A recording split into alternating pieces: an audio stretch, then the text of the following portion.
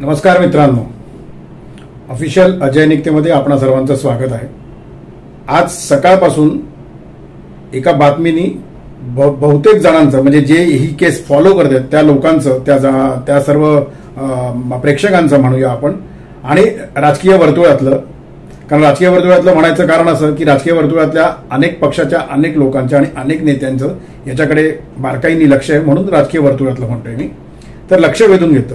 ती बातमी अशी होती की त्या फायनल रिपोर्टमध्ये, त्या क्लोजर रिपोर्टमध्ये असं म्हटलेलं आहे की दिशा सालियन हिने केलेली आत्महत्याच होती आणि ती आत्महत्या करण्यामागच्या कारणांमध्ये एक कारण असं होतं की दिशा सालियन हिचे वडील, ज्यांनी ती हायकोर्टामध्ये याचिका दाखल केली, त्यांचं काही विवाहबाह्य संबंध होते, एक्स्ट्रा मॅरिटल अफेअर होतं आणि त्यामुळे त्याला कंटाळून दिशा सालियननी आत्महत्या केली असं त्या रिपोर्टमध्ये म्हटल्याचा हवाला देऊन अनेक माध्यमांनी या संदर्भात बातम्या केल्या आणि आज दिवसभर ती बातमी चालते. तर त्या विषयावरती दिशा सालियनचे वडील सतीश सालियन यांचे जे वकील आहेत ॲडव्होकेट निलेश ओझा यांनी एक महत्वाची पत्रकार परिषद घेतली. ती पत्रकार परिषद काय होती ही आपण आता बघूया. त्यामुळे कुठेही जाऊ नका, शेवटपर्यंत बघा हा व्हिडिओ आणि तुमचं आवडतं यूट्यूब चॅनल ऑफिशियल अजय निकते हे शेअर करा, सबस्क्राईब करा आणि लाईक करा. बेल आयकॉन नक्की दाबा, त्यामुळे नवनवीन व्हिडिओची नोटिफिकेशन्स तुम्हाला मिळत जातील. ती आता मी तुम्हाला जे मगाशी म्हणालो आहे की ती प्रेस कॉन्फरन्स काय आहे ॲडव्होकेट निलेश ओझा यांची, ती आपण बघूया. त्यातले काही सिनॉप्सिस आहेत ते आपण बघूया आणि मग आपण पुढे बोलूया. इथे स्टोरी काय आहे, केरळमध्ये एका हत्तीला त्या पायनॅपल मध्ये फटाके टाकून दिलं, त्याच्यामुळे त्या प्रेग्नंट हत्तीचा मृत्यू झाला. तिच्यामुळे ती डिप्रेशन मध्ये होती. तिथे स्टोरी काय आहे की तिच्या वडिलांनी जे काय केलं त्याच्यामुळे डिप्रेशन मध्ये होती. तिसरी स्टोरी त्या व्हिडिओमध्ये देतोय तुम्हाला. हा ठीक आहे. तो व्हिडिओ मधलं जे व्हर्जन आहे की इथे काय सांगितलं, आता इथे काय सांगितलं की त्या एलिफंटच्या याच्यामुळे जरा हे झाली होती, ते संवेदनशील, सेन्सिटिव्ह, तो इमोशनल. तर मग मी तिला सांगितलं की चला आपण माझ्या मलाड फ्लॅटला जाऊ, तू रिफ्रेश होऊन जाते. तिसऱ्या इंटरव्ह्यूला व्हिडिओला, आणि हा interview was sponsored by mister Aaditya Thackeray. Satish सालियनजीचं स्टेटमेंट आणि ऍफिडेव्हिट आहे, त्यांनी त्या व्यक्तीला पाठवलं. मी नाव घेत नाही त्याचं, तो अवेलेबल आहे तो व्हिडिओ. त्या व्हिडिओचं टायटल आणि लिंक आता तुम्हाला देतोय. व्हिडिओमध्ये एक 5वी स्टोरी, एका कंपनीची ऍड मिळाली होती. त्या कंपनीला मी 2 घराचे फोटो पाठवले, एक मलाडच्या घरचा आणि दिशाच्या घरचा. आम्ही दिशाच्या घरी राहत होतो, कोणी होता. तर त्या कंपनीने सांगितलं की हे घर चांगलं नाही आहे, मलाडचं घर चांगलं आहे, तिथे जाऊन तिथे शूट करा. म्हणून आम्ही तिकडे गेलो. आता आमचे सन्मान्य पत्रकार साहेब आणि सगळ्या देशाची जनता यांना कळून चुकलं असेल की हे किती ग्रेट खोटारडे. म्हणजे त्याच्यात ऑब्व्हियसली मालवणी पोलीस आली आहे. मालवणी पोलिसांना नोबेल प्राइज मिळाला पाहिजे खोटं बोलण्यात, खोटे पुरावे तयार करण्यात. पण मालवणी पोलीस म्हणजे सगळे पोलीस नाही आले त्याच्यात, फक्त तेच ज्यांनी हे बनवलं. बाकी जे चांगले पोलीस अधिकारी पण आहे त्यांनी आम्हाला भरपूर एव्हिडन्स दिले आहेत, आय विटनेस पासून सगळे. काही गोष्टी आम्ही सांगत नाही आहे. तर आता हे यांचा सगळा खोटारडेपणा सगळ्यांच्या समोर आलेला आहे. हे फक्त तुम्हाला आजचा विषय जो त्यांनी काढला त्याच्यावर उत्तर म्हणून हे सांगितलं. त्यांना असे काहीही नॅरेटिव्ह काढू द्या, प्रत्येक याच्यावर साऊंड प्रूफ असेच आम्ही देऊ. आणि आता माझी विनंती आहे सर्व पत्रकारांना, हे सगळं घेऊन जावं, पोलिसांना प्रश्न विचारावे आणि जे काही विरोधी पक्षाचे जे खूप आनंदित झाले होते याच्या आधारावर आरोप करत होते आधी तो काय बघा आता माहीत झाला आहे की ते तर निर्दोष आहे, त्यांच्यावर हे झालं आणि त्यांच्यावर ते झालं, तर त्यांना प्रश्न विचारा. सर आता तुम्ही सांगताय की तो अननसाचा आणि हत्तीचा उल्लेख केला, पोलिसांच्या रिपोर्टमध्ये तिचे प्रोजेक्ट गेले, वडील पैसे घेत होते, कुठे ना कुठे दिशा ही नैराश्यात होती, हे तर याचा तर उलगडा होतोय की नाही? तुमचं काय प्रॉब्लेम आहे माहिती आहे का? नाही प्रॉब्लेम नाही, तुम्हाला नाही तेच सांगतो मी. तुम्ही पण एक मिनिट, आता हा तुमचा जो प्रश्न आहे ना, तो प्रश्न चुकीचा कसा आहे मी सांगतो. सुरुवातीला काय सांगितलं मी की जेव्हा पोलिसांनी स्वतः डिक्लेअर केलं की तो अहवाल आम्ही परत घेतला आहे, नाव केस इज रिओपन. कधी परत घेतला ते पण सर महत्वाचं आहे. राज्यात जेव्हा सत्ता बदल झालं, जेव्हा opposition Uddhav Thackeray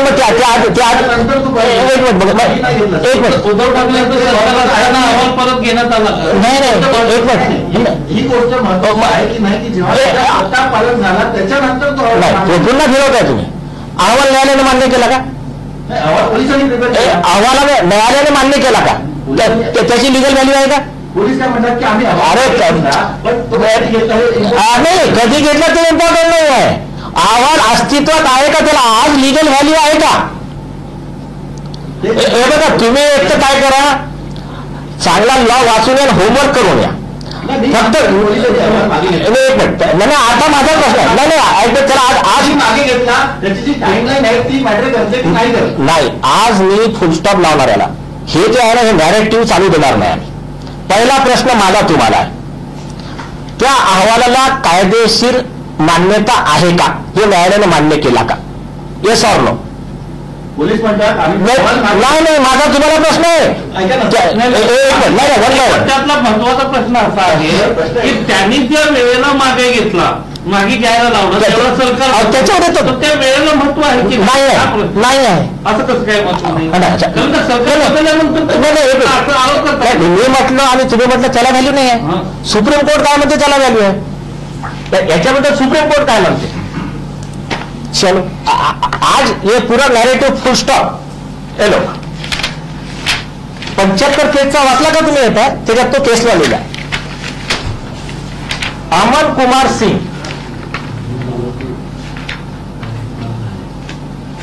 versus state 2023. State versus Aman Kumar Singh. State खुद गया था. अमन कुमार सिंग का असाच आरोप होता. आदित्य ठाकरे सारखे ते पण हे होते, त्यांनी सांगितलं की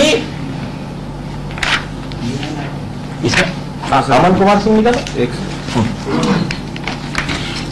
आरोपींनी सांगितलं की सरकार बदलली आहे, माझं पॉलिटिकल यांचं वैर आहे, मग त्याच्यामुळे यांचा तपास हे काही योग्य नाही आहे. सुप्रीम कोर्टनं म्हटलं असे ओव्हररूल आर्ग्युमेंट करून घेऊन यायचं नाही आमच्याकडे. या कंप्लेंटचा पेज नंबर 69 त्याच्यात तो केस लॉ सुप्रीम कोर्टाला काय म्हटलं आहे हे लिहून दिलेलं आहे. तर पहिले एक तर कायदा बघून घ्यायचा आणि त्याच्यानंतर मग प्रश्न विचार. आणि प्रश्न 100 विचारा, पण त्या प्रश्नाला कायदेशीर आधार असला पाहिजे. तर हा जो तुमचं म्हणणं आहे, हे ऑब्जेक्शन विरोधी पक्षाने घ्यायला पाहिजे. फक्त विचारलं की ते मॅटर करते का? नाही. हा, तर मी सांगितलं मॅटर नाही करत. ठीक आहे. दुसरं, जो अहवाल म्हणजे त्याला कायदेशीर मान्यताच नाही आहे. आणि याच्यात आमच्या पिटिशनमध्ये पण तो केसला आहे. पिटिशन का 101.2 प्यारा निकाली 282 पेज पे. सुप्रीम कोर्टाने क्लिअर सांगितलं, जेव्हा अशी FIR ची तक्रार झाली 154 CRPC, त्या तक्रारीच्या तपासाच्या मध्ये हा जो अहवाल असतो ऍक्सिडेंटल डेथ रिपोर्टचा 174 CRPCचा, त्या इट हॅज नो व्हॅल्यू, त्याला काही व्हॅल्यू नाही. 101.2. हा, हे बघा पेज नंबर 204 वर हे सुप्रीम कोर्टाचे 3 केसला लिहून आहे. त्या अहवालाला तो अहवाल असाही मान्य नाही केला आणि असता मान्य केला असता तरी त्याला काही व्हॅल्यू नाही आहे. यातला FIR रजिस्टर करूनच इन्व्हेस्टिगेट करावं लागेल. आरोपीला याचा काही बेनिफिट मिळणार नाही. और कुछ सर, म्हणजे मग त्या दिशाच्या वडिलांबाबत जे आरोप केले जातात किंवा पोलिसांनी जसं म्हटलं होतं त्या अहवालात जो आज व्हॅलिड नाहीये, ते आरोप पूर्णपणे खोटे आहेत की त्याच्यात काहीतरी तथ्य होतं? हे बघा, त्या आरोप जर दिशा सालियानने सुसाईड नोट लिहिली असती तर त्याला काहीतरी तथ्य असतं, पण त्याच्यात सुसाईड नोटच नाहीये. आणि जो व्यक्ती सांगतोय त्याचं व्हर्जन आता मी तुम्हाला दाखवलंय. आता याच्यापेक्षा आहे बघा, जे काही आहे मी तुम्हाला दाखवलं, जनतेला पण कळतं. आता तुम्ही तुमच्या मनाला प्रश्न विचारा की ती पोलीस रिलायबल आहे मालवणीची की तो रोहनराव रिलायबल आहे, काय तथ्य. आणखी तिसरी गोष्ट, आमची तर केसच यार गँगरेप आणि मर्डरची आहे ना, त्याच्यात काल त्यांच्या वडिलांनी स्टेटमेंट दिलाय, नार्को टेस्ट कर लो मेरा भी, उनका भी कर लो. आता याच्यापेक्षा आणखीन काय बोलणार. म्हणजे तो एका मुलीचे वडील ते म्हणजे आपलं एफआयआर दाखल करून तपासून न्याय मिळण्यासाठी जर त्यांना एवढं झटावं लागत असेल आणि जे अत्याचार तिथे झाले मग त्याच्यापेक्षा जास्त अत्याचार इथे होत असतील तर मग म्हणजे कॉमनवेल्थला काय, मग कॉमनवेल्थला न्याय कसा मिळेल. नाही, तुम्ही म्हणताय की त्याच्या वडिलांना न्यायासाठी झटायला लागत असेल, पण त्यावेळेला ते म्हणत होते की आम्हाला या सगळ्यातून शांतता द्या, आम्हाला याच्यात कशात इन्व्हॉल्व व्हायचं नाही. आणि मग त्यावेळेला त्यांच्या ह्या सगळ्या क्लोजर रिपोर्टच्या अनुषंगानं की त्यांच्या कॅरेक्टर बाबत जे प्रश्नचिन्ह आज उपस्थित होत आहेत ते त्यावेळेला झाले असतील, पण त्यावेळेला त्यांनी का ऑब्जेक्शन रेज केलं नाही. त्याचं रिझन सांगितलं आहे की त्यावेळेस ते दबावाखाली पण होते आणि त्यांना एवढं माहित पण नव्हतं की यांच्याशी भांडायचं कसं. आणि हो का पोलीस बोलतो हा उद्या नाही सोसायटी आहे हे जे काही आहे. आणि 11 डिसेंबर 2023 आता नाही आले ते, 11 डिसेंबर हे जे नॅरेटिव्ह चालतंय ना की 5 वर्षाने काय आले, 5 वर्षाने कुठे आले, 2 वर्ष आधीच 11 डिसेंबर 2023 ला त्यांचं स्टेटमेंट रेकॉर्ड झालं. त्यांच्या स्टेटमेंटवर एसआयटी कॉन्स्टिट्यूट झाली, केस रिओपन झाली. आणि मी म्हणतो रे हे मी काय बोलतोय तुम्ही काय बोलतो, आता तपासात येईल ना बाहेर आहे ना. बाकी प्राणाभासी तुम्हाला जेवढं आवश्यक आहे तेवढं दिलंय मी की कसं हे बोगसपणा आहे. तो रोहनराव असो की ते मालवणी पोलीस असो की हे आरोपींची यांची गँग असो, तर हे याच्यापेक्षा मला वाटतं आणखीन काय आवश्यकता. व्हिडिओ दिलाय तुम्हाला. पोलिसांकडनं तक्रारीवर काही अपडेट आली का, एफआयआर झाल्याची काही? अजून नाही, फक्त एक स्टेटमेंट मी वाचलं संजय निरुपे यांचं की त्यांनी सांगितलं की ते एफआयआर रजिस्ट्रेशनला पाठवलं आहे मालवणला. हे त्यांचं स्टेटमेंट आहे, आम्हाला ऑफिशियल काय नाही. सर, दिशाचे मंगेशकर रोहन रॉय हे आदित्य ठाकरेंचे निकटवर्ती होते असं तुम्ही म्हणाला, त्या संदर्भात काही फोटो किंवा काही तसे फोटो वगैरे सध्या आम्हाला काही तसं विचारू नका. पण सतीश साले यांनी सांगितलं की त्यांच्या म्हणण्यावरच रोहन रायने 2 लोकांना आणलं होतं, एक ते किशोरी पेडणेकर आणि जे सेकंड ते चॅनल त्यांचं की ज्यांनी यांचा व्हिडिओ पब्लिश केला, आदित्य ठाकरे यांच्या म्हणण्यावर.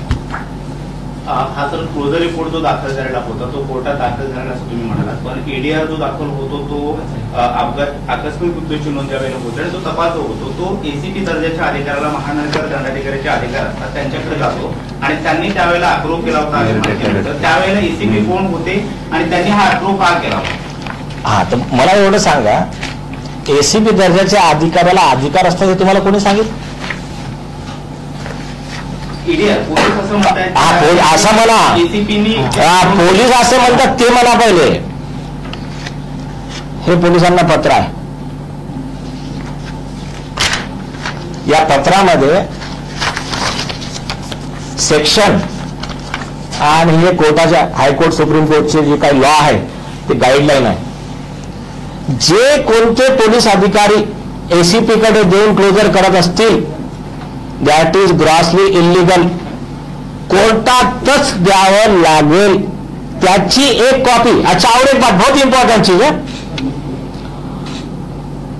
ऍज अ रूल कॉपी द्यायची आहे दिशाच्या वडिलाला. इन्क्वायरी झाली तर त्याची कॉपी दिशाच्या वडिलाला द्यायची आहे. दिशाच्या वडिलाला कॉपीच नाही दिली, न्यायालयात सबमिट करायची आहे, न्यायालयात सबमिटच नाही केली.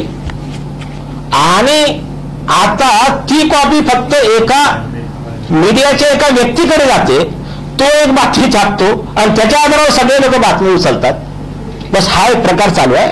आता आम्ही एक मिनिट आणखीन एक, आज पोलिसांनी पण स्टेटमेंट दिलंय नंतर की आम्ही काही तपास आमचा चालू आहे.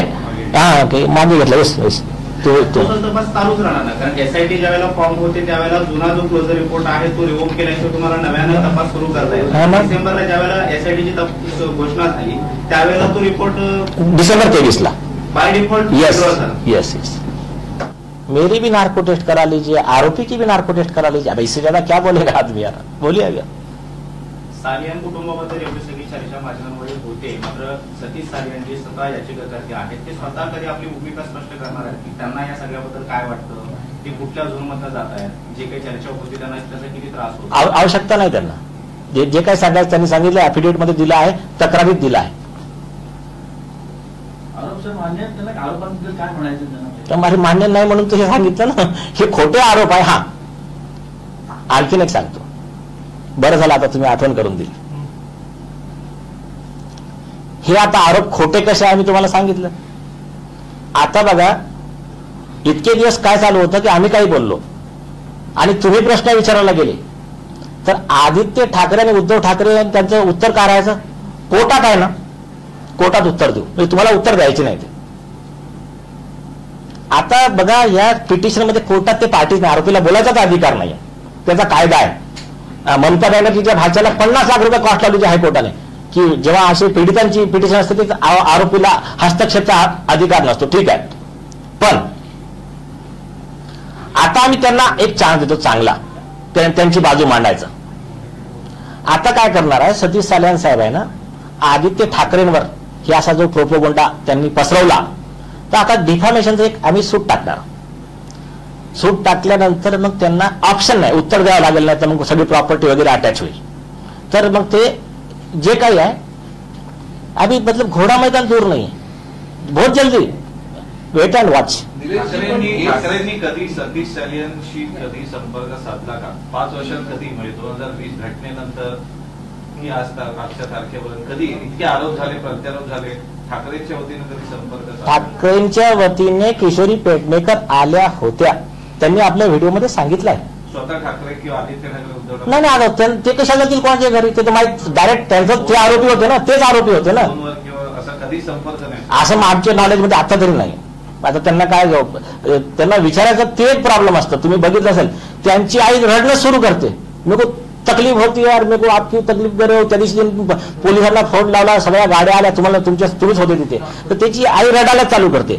यांच्या वडिलांना विचारायचं, आता काल तुम्ही पोलीस कमिशनर ऑफिस समोर तुम्ही लोकांनी प्रश्न विचारला, नार्कोटिक्स किसकी, काय बोलले ते, मुझे बुरा लगता है उन राक्षसों का नाम लेने का. तर ते ना थोडेसे हे होता, आम्ही तरी हळूहळू ज्या गोष्टी, आता काल त्यांनी एक गोष्ट सांगितली ती शॉकिंग है. मेरे बेटी का अधूरा काम मेरे को पूरा करना है. जो स्टिंग ऑपरेशन उसने किया था, तो जे हार्ड डिस्क ड्राईव्ह त्या केसचं स्टिंग ऑपरेशनचं मर्डरच्या पहिलेच आणि जे काही पेनड्राईव्ह जे काय असतील ते आम्ही मान्य सदानंद दाते साहेब चीफ NIA, कारण तो विषय थोडा त्याच्याशी संबंधित आहे, त्याच्याबद्दल मी बोलू शकत नाही, कारण मी सांगितलं की हे एवढे विषय आम्हाला जास्त नाही. आम्हाला मेन आहे कोण दिशाच्या हत्या आणि बलात्काराचा हा विषय घ्यायचा आहे.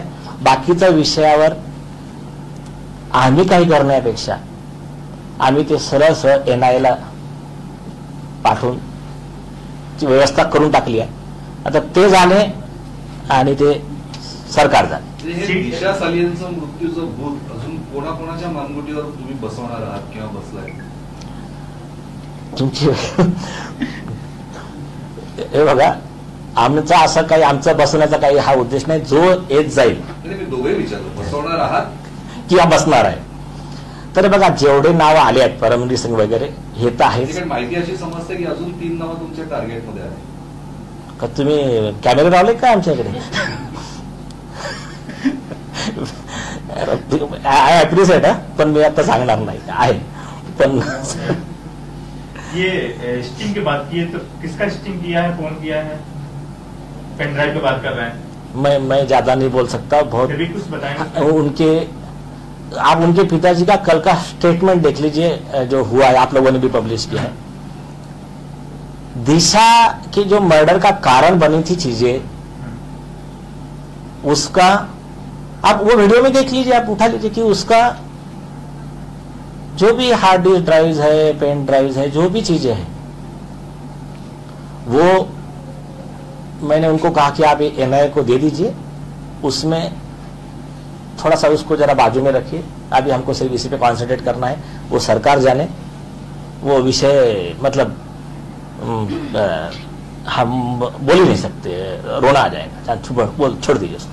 नारायण राणे आणि नितेश राणे या दोघांवर मालवणी पोलिसांनी गुन्हा दाखल केलेला आहे, त्याचा जबाब सुद्धा घेतला, त्या आधारावर त्यांनी ते स्टेटमेंट जरा निष्कर्ष दिलं, मग त्यांच्या गुन्ह्याचं काय? कारण ते आता जामीनावर आहे आता, कारण हे इतकं तुम्ही असं ते आता एकमेकांमध्ये गुंतागुंत तुम्ही करून टाकलेली आहे वेगवेगळ्या प्रकारची, मग जर आता तुम्ही सांगा, अनेक विषय तुम्ही सांगतात, तर नेमकं त्यांचं काय? येस, चांगला प्रश्न आहे, म्हणजे तुम्ही असे चांगलं स्टडी करून आले दिसता.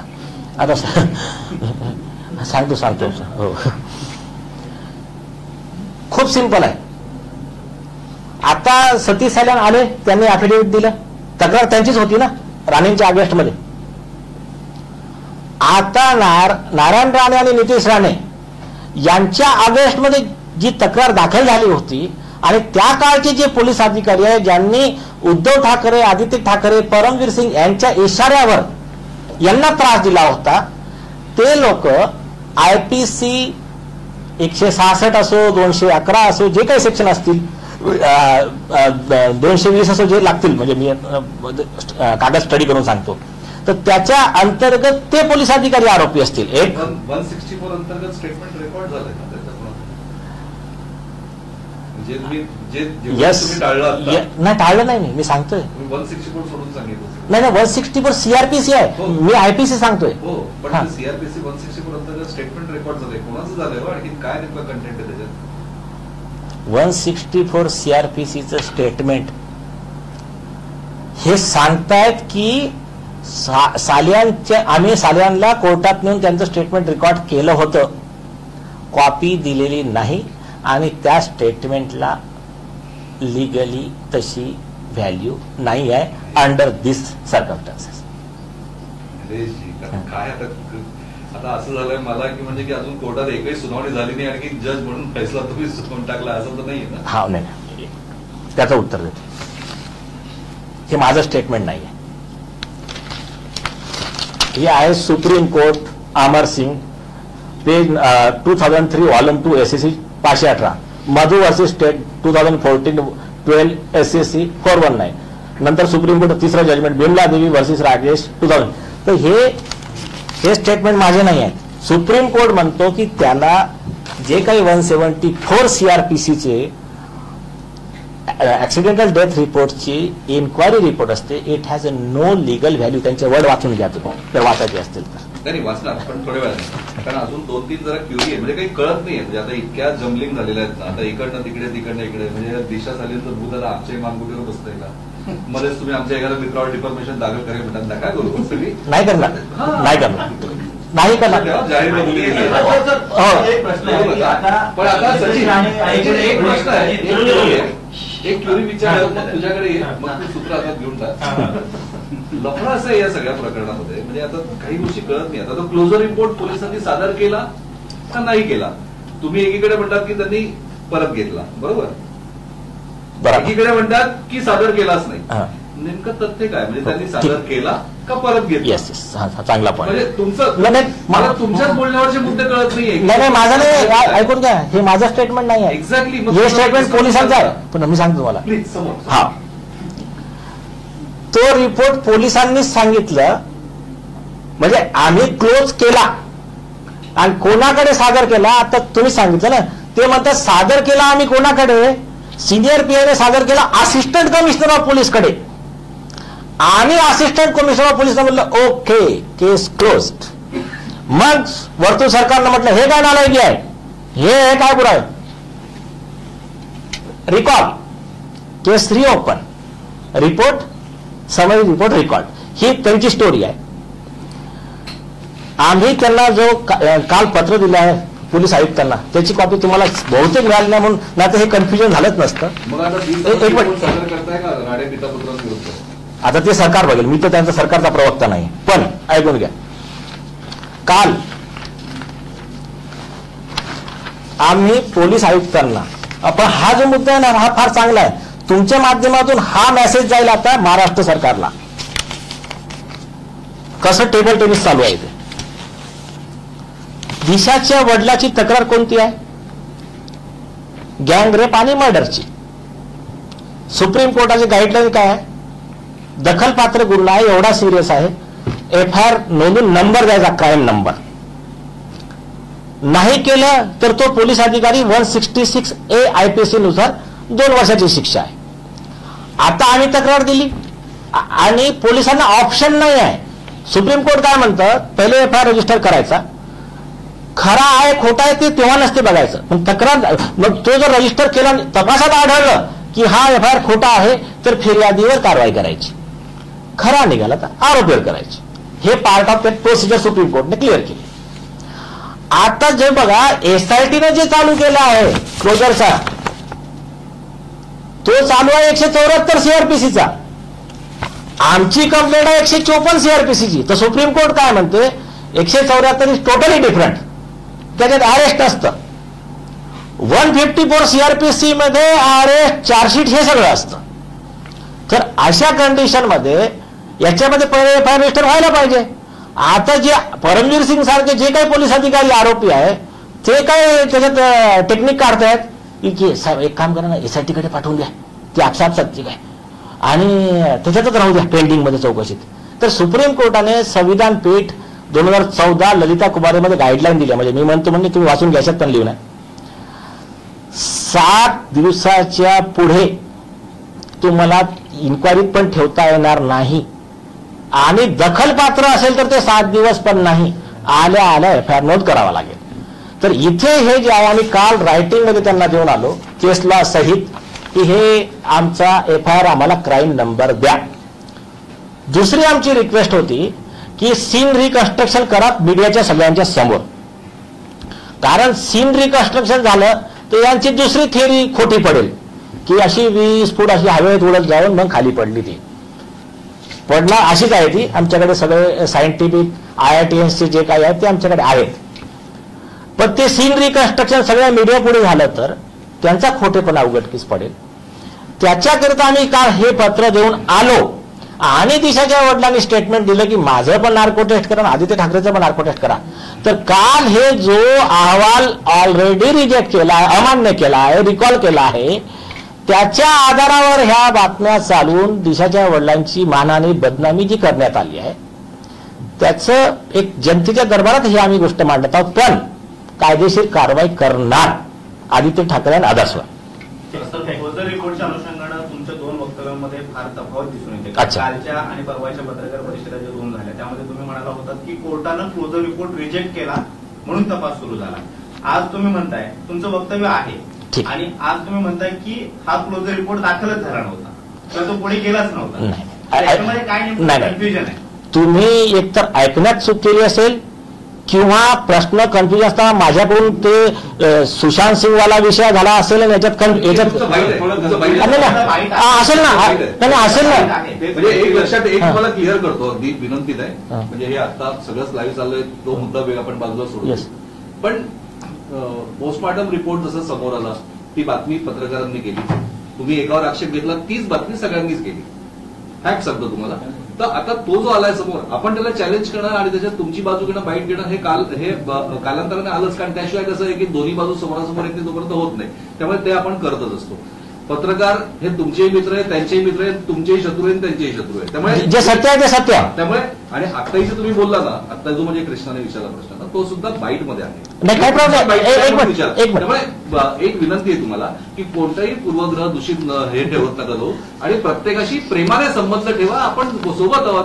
तुमच्याकडे अजून चहा सुद्धा नाही पेलोय, पाणी सुद्धा नाही आलं. बोला अरे भाई, एकदम सिंपल बघा सांगतो, मला आमच्याकडे वेळच नाही आहे की हे म्हणजे पत्रकारावर करा, किती लोकांवर सगळ्या पत्रकारांना एक प्रश्न आहे की तुम्ही सतीश सालियनला शोधलं तर सतीश सालियनने तुम्हाला शोधलं का तुम्हाला दोघांना कोणी तिसऱ्यांदा शोधलं? असं काय नाही आहे. आता बरं चांगले हे बघा, एकदम क्लिअर सांगतो, तो रिपोर्ट न्यायालयात गेलाच नाही आहे. आणि जर माझ्या कोणत्या एखाद्या स्टेटमेंटमध्ये तफावत असेल तर त्याला काही व्हॅल्यू नाही आहे. हे जे याच्यात लिहून रायटिंग मध्ये दिला त्याला व्हॅल्यू आहे.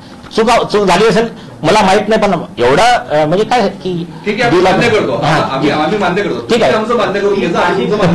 माझी एक शंका विचारली. हा ठीक आहे ना. प्रश्न आहे, दिशा सालियनची आई वासंती सालियन यांच्या तक्रारीवरती राणे पिता पुत्रांवरती गुन्हा दाखल झाला होता. आता जर तुमची पिटिशन बघितलं तर त्यामध्ये राणेंविरोधात तुम्ही चांगलं सगळं लिहिलेलं आहे. तर आता तुम्ही राणेंविरोधात म्हणजे वासंती सालियन यांनी राणेंविरोधात जी तक्रार दिली होती, FIR दाखल आहे, सध्या ते बेलवर आहे, तर ती तक्रार मागे घेणार का? मागे नाही, आता ती जी तक्रार असते ना त्याच्यामध्ये इन्व्हेस्टिगेशन रिपोर्ट जाईल ना पोलिसांचा. तक्रार ते मागे घेणार का? अरे एक मिनिट, आमचं ॲफिडेव्हिट म्हणजे आता हे आमचं हे झालं, आमचं व्हर्जन झालं. पोलिसांनी त्याच्यात आता इन्व्हेस्टिगेशन करावं आणि त्याच्यात ही तक्रार देऊन पोलीस यंत्रणेचा दुरुपयोग करायला कोणी लावला, त्याच्या मागचे जे काही हे असतील, आदित्य ठाकरे असो, किशोरी पेडणेकर असो, त्यांच्या सगळ्यांच्या अगेन्स्टमध्ये जे काही IPC 211 वगैरे सेक्शन आहे त्याच्या अंतर्गत त्यांनी कारवाई करावी. तक्रार जी होती ती वासंती सालियन, तर ते अजूनही आपल्या तक्रारीवरती ठाम आहेत का ती तक्रार मागे घेणार? आता हे अफिडेव्हिट असल्यावर ते ठाम कशा राहतील? एक, आणि for the sake of argument मी सांगतो, त्याच्यात काही असलं तरी आता पोलीस ते तपास करतील. पोलिसांनी जावं आणि त्यांच्या आईचं स्टेटमेंट रेकॉर्ड करावं. आता ते पोलिसांना विचारा तुम्ही, तक्रार मागे घेणार काय असं मी विचारतो. आता मला त्यांना विचारू द्या, पण माझ्यामध्ये आता हे दिल्यावर काही राहत नाही. सतीश सालियन यांच्या कधी लक्षात आलं की नारायण राणे यांनी जे काही वक्तव्य केली ती आपल्या विरोधातली नव्हती, आपल्या बाजूने होती आणि म्हणून आमच्या बाजूने ते लढत आहे? कारण याचिकेमध्ये तुम्ही त्यांच्या बाजूने जो काही कंटेंट टाकलेला आहे, नारायण राणे यांना सुरक्षित हवी किंवा त्यांना अटक जे काही केली महाविकास आघाडीने त्या मुद्द्यावर नाही केली, तर सतीश सालियन आणि त्यांच्या कुटुंबियांना म्हणजे पती पत्नींना हे कधी लक्षात आलं की हे आपल्या बाजूने आहेत आणि आपल्या न्यायासाठी लढत आहे? ते त्यांनी इंटरव्ह्यू बघितले, एक्झॅक्ट डेट मला माहित नाही, पण ते नक्कीच काय 11 डिसेंबर 2023च्या आधीच आहे. कारण त्यांनी त्या दिवशी जे स्टेटमेंट रेकॉर्ड केलं त्यांनी सांगितलं, त्या दिवशीचं स्टेटमेंट रेकॉर्ड झाल्यानंतर तुम्हीच इंटरव्यू पब्लिश केली. त्यांनी सांगितलं हा अभी मोबाईल टावर लोकेशन वगैरे जब मिला है तो अभी इसमें इन्व्हेस्टिगेशन होना ही चाहिए. हे त्यांचं तेव्हाचं स्टेटमेंट होतं, ते व्हिडिओ वगैरे युट्यूबवर बघत होते. तर तेव्हा आता एक्झॅक्ट डेट वगैरे तर मला माहित नाही. तर हे तर काय हा नाही, जे काही आहे, जे काही डेट आहे आम्हाला अभ्यास पूर्ण जावं लागेल. पुढच्या पिसीला जरा तक्रार मागे तुम्ही जरा विचारून हो बरं, ठीक आहे. ठीक आहे. चला, बघितलीत ना ही प्रेस कॉन्फरन्स काय आहे ती. तर आता असे आरोप प्रत्यारोप सुरू होणार आहेत. 2 एप्रिलला सुनावणी जी आहे या याचिकेवरची, त्याच्यामध्ये काय सुनावणी केली जाते, त्यानंतर पुढे ही केस चालू राहते का, नक्की काय होतं हे आपल्याला कळणार आहे. त्यावेळेला त्याप्रमाणे जशी जशी माहिती येईल तसतसं आपण या घटनेकडे बघणार आहोत. मी पुन्हा एकदा म्हणतोय की याच्या आधी देखील आपण या संदर्भात या विषयातले जे व्हिडिओ केले होते तेव्हा मी म्हणालो होतो की याचा लॉजिकल एंड काही होणार आहे का हे एकमेकांवरचं कुरघोडीचं राजकारण आहे, यामध्ये काही राजकीय गणितं लपली आहेत का, कोणी राजकीय पोळी भाजून घेत आहे का, खरोखर दिशा सालियन आणि सुशांत सिंग राजपूतचे केस कनेक्ट करावी अशी मागणी केल्यामुळे त्या याचिकेमध्ये दिशा सालियनच्या वडिलांनी या दोघांनाही, सुशांत सिंग राजपूतला आणखी दिशा सालियनला न्याय मिळणार आहे का, याच्यामध्ये कोणीही नाहक भरडलं जाणार नाहीये ना, या सगळ्यांकडे आपलं लक्ष असणार आहे. त्यामुळे या संदर्भातले व्हिडिओ देखील आपण वेळोवेळी घेऊन येणारच आहोत. त्यामुळे कुठेही जाऊ नका. हे चॅनल ऑफिशियल अजय निकते, ज्याचे व्ह्युअर्स वाढत आहेत याचा अर्थ ते तुम्हाला आवडत आहेत आणि म्हणूनच व्ह्युअर्स वाढत आहेत, पण सबस्क्रिप्शन वाढलं पाहिजे. म्हणून पुन्हा एकदा तुम्हाला विनंती करतो की ऑफिशियल अजय निकते हे युट्यूब चॅनल शेअर करा, सबस्क्राईब करा आणि लाईक करा. व्हिडिओ आवडत असतील तर तुमच्या ग्रुपमध्ये इतरांना देखील ते फॉरवर्ड करा.